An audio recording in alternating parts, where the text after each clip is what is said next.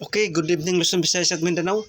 So, update tayo sa results sa November 20. Okay, sa 2 PM sa alas 2:792. So, on the spot tayo. Congrats mga idol. Rumble tayo. Sa alas 5:077 yung pahabol natin 507. So, ligas tayo mga idol. Sa 9 PM 034, so wala tayo mga idol. So mayroon tayo naman bagong pamintin 3 days mga idol.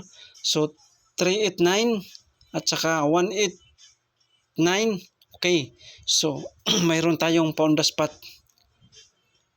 570, 169, 329. So all draw mga idol ha, all draw. So huwag kalimutan mag-subscribe mga idol para updated kayo sa araw.